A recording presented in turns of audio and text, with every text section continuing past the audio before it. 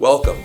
I'm Bill Berthel, and this is the Get Emergent podcast. Our team at Emergent has worked with leaders from all different industries at all different levels.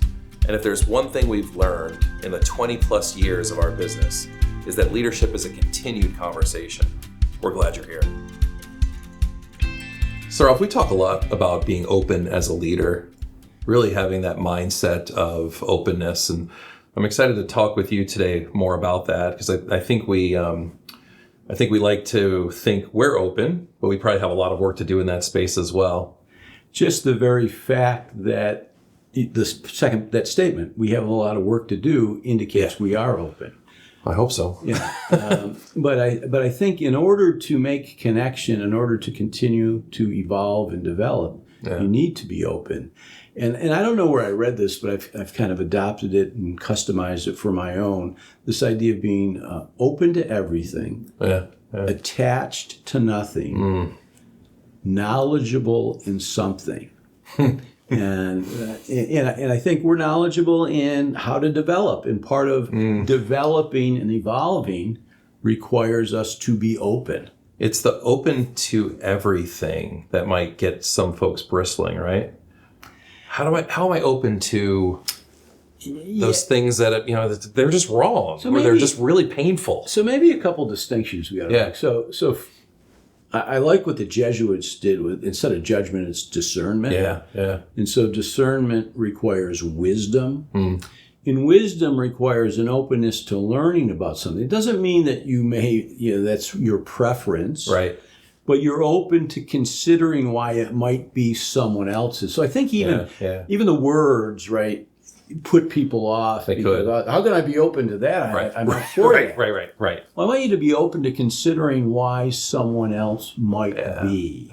And that stance, I think, allows for deeper listening, deeper discussion, and more productive conversation. I mean, I think for leaders in any industry, and particularly our industry, to approach anything with that idea, that declaration, I don't know. As a coach, I don't know what you should do. Right.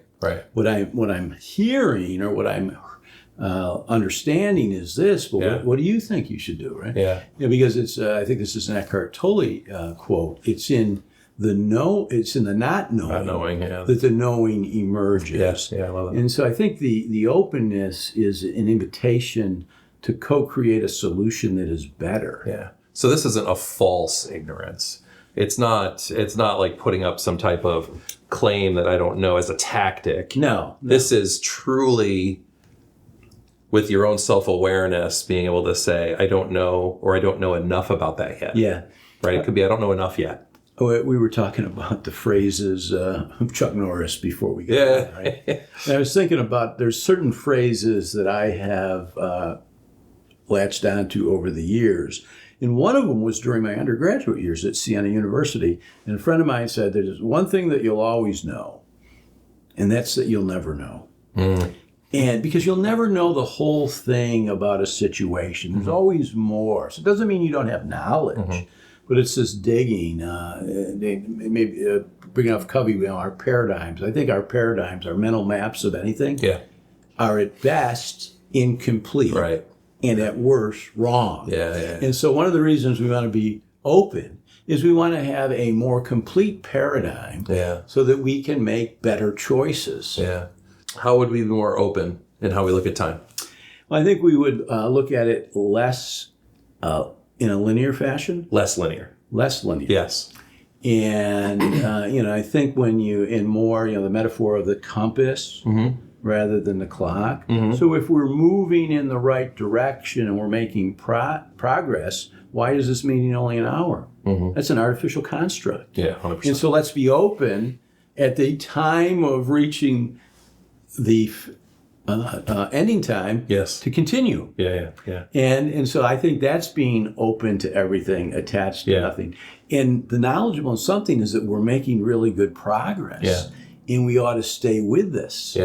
Or pragmatically, maybe we only have an hour scheduled, but we'd agree to come back to it, not be done with it, right? Exactly. So it might not be, I'm not going to make my next commitment, but it will be, hey, this is really important to continue let's give ourselves permission not to decide or not end this. Let's stay open. Get back together later. You've actually influenced me a lot on permission not to finish. Yeah.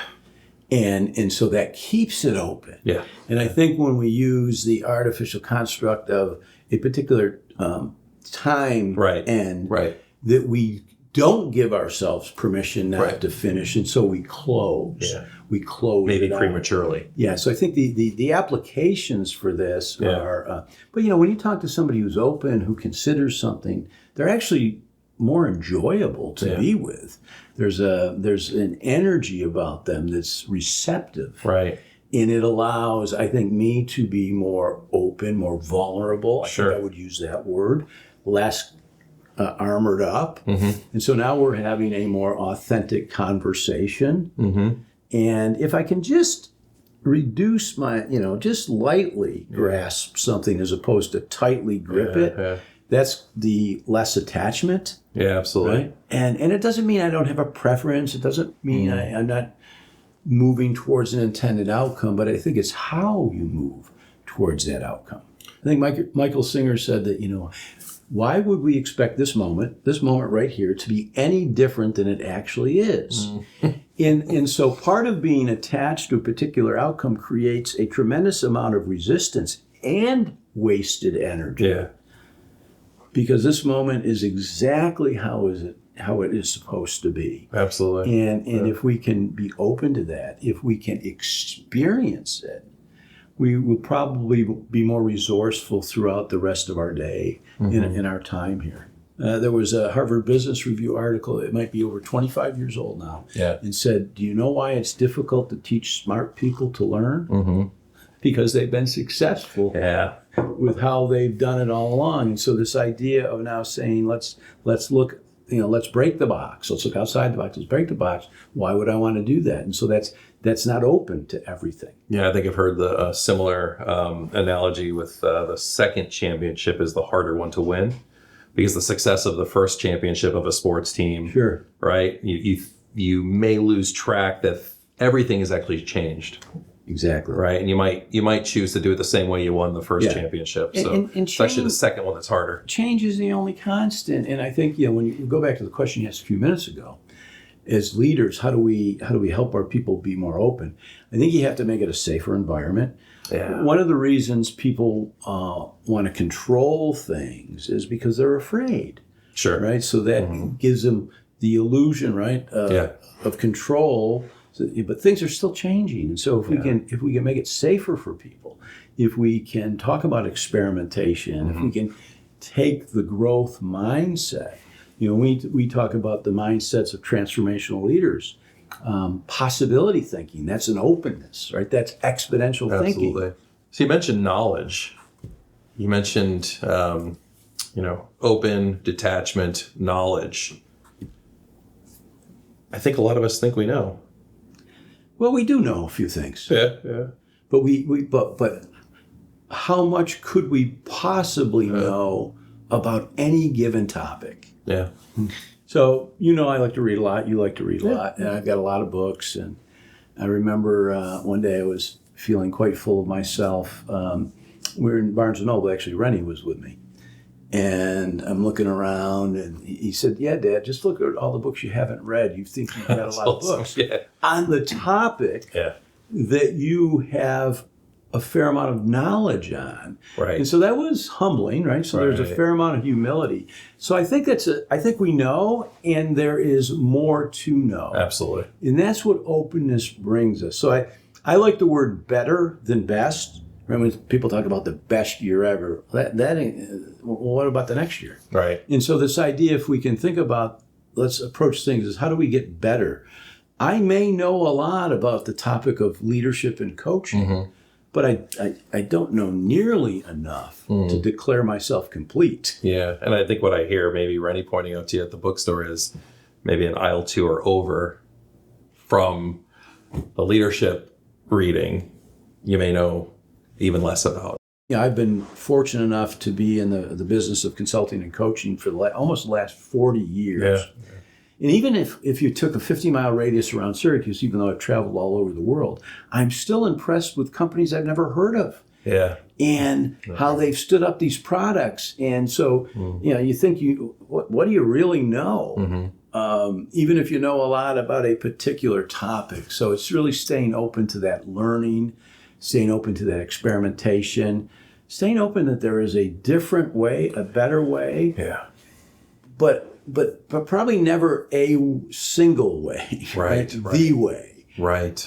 This is a way, and it works for now. Because language, as we talk about, language is generative, and I think the language you use as a leader, as a parent, also creates that openness. Absolutely. Absolutely. Yeah. And this year, as you know, I'm really excited about not writing my book, but now promoting it. And that's new territory for me. Yeah. We've been a regional business for a long time.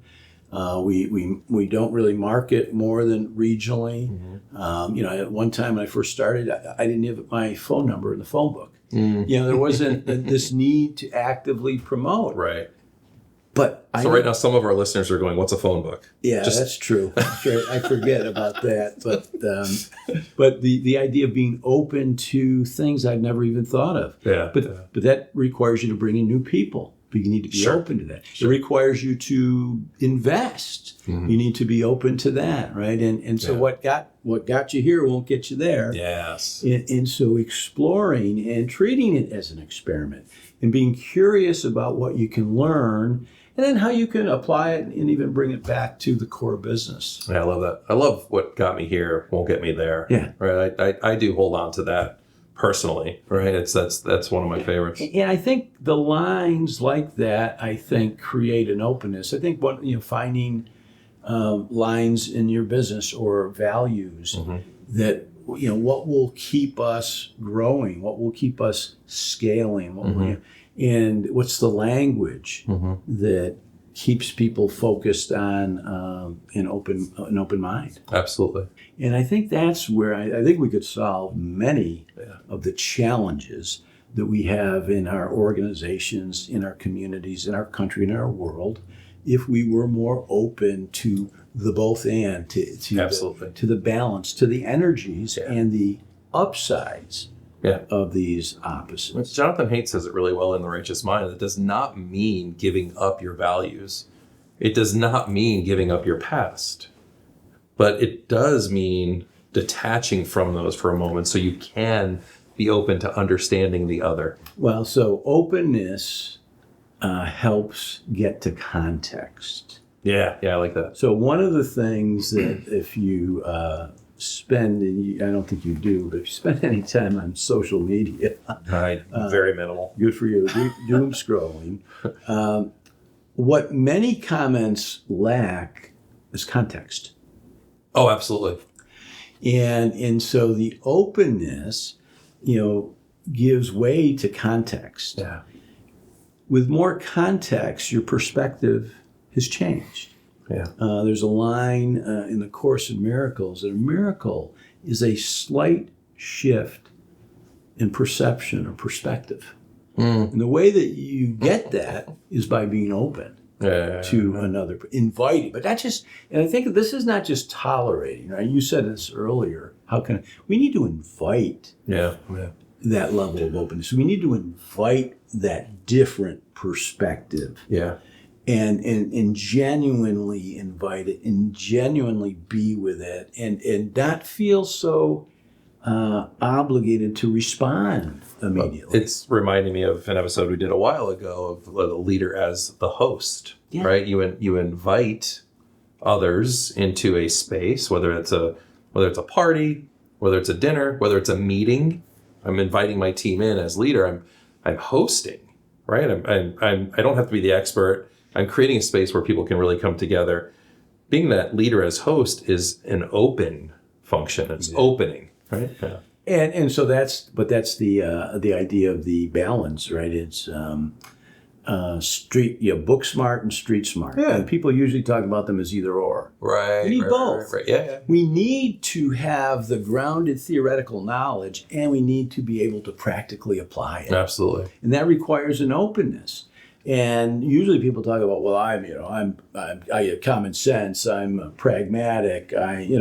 and these guys are, pie in the sky. Well, there's value to both. Yeah. But that requires an openness to see that value. And we have to detach from our identity. I think identity gets in the way when we identify as being an expert, or when any label limits the openness. Yeah, I'm closed because I'm not that other thing. Yeah. You leave everything else. If I declare this, I leave everything else out. Yeah, not to bring it to an end too soon, but that defensiveness, I think, is really interesting. So that's maybe one of the early signs or signals that I'm not open. What other signals might leaders be looking for to say, oh, like this is a place I could practice openness, or here's an opportunity to open it up a little bit? I think you watch your initial internal response or reaction to anything. Yeah. I'll give you a silly example. So I was, I'm doing some mentoring through CEO Center State, and they had an event. And it was a social event, and they're playing trivia. And I was like, oh my God, I never played trivia, right? What fun it was. Yeah. But my initial reaction was not open. That was more than, oh my God. Yeah, so here I am talking about it, but I think there's a self-awareness. So just notice when something new is suggested to you, notice where you go first. Yeah. And get curious. And then I would suggest get curious about it. Notice it first, get curious about it, and then maybe ask yourself, what could this be, right? And then just reframe it for yourself. But I think that's one thing. Just notice your internal response or reaction to anything. That's interesting. That's new. Yeah. I think it gives you an indicator of your current initial openness. Yeah. So is it as like I'm leaning in, or I'm not? I'm leaning. I'm resisting, or I'm leaning away from. Yeah, I think so. Yeah, it's like that. People are really, oh yeah, wow, that should be fun. I mean, and maybe more open. Yeah, and then because I think that openness impacts how you show up. I think it impacts your influence on the system, on people. Yeah.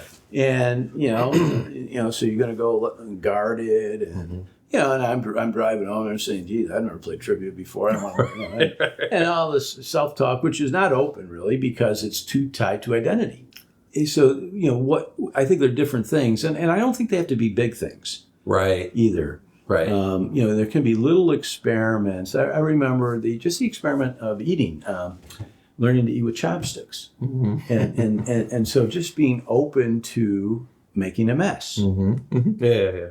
But not getting it right. Not getting it right. But now, 30 years later, I'm quite proficient at it. Right. And, well, not compared to people from Asia, but right. And so those little things along the way. I love that. And I think don't make them so big, because I think that if it's too big, the step is too large. Yeah. Build that muscle, build that openness muscle, one small step at a time. But this idea of, and I don't know where I heard it, I want to be more open to everything, attached to nothing, knowledgeable in something. That has some power for me to stay more open than I might normally be. Ralph, thank you. Thanks, Bill. Yeah.